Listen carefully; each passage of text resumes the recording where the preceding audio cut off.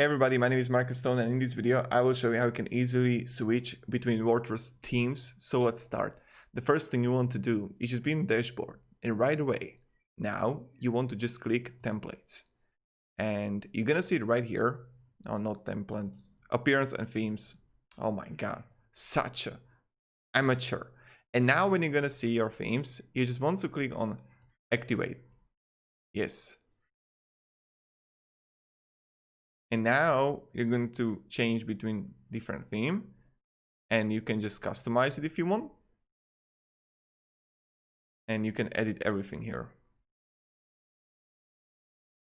And now again, you can, let's jump to another, to Ocean WordPress. And okay, appearance, themes. And this is how you do it. So thank you very much everybody for watching. If you have any questions, ask me down below in the comments. And yeah, thank you, have a great day and see ya. Goodbye.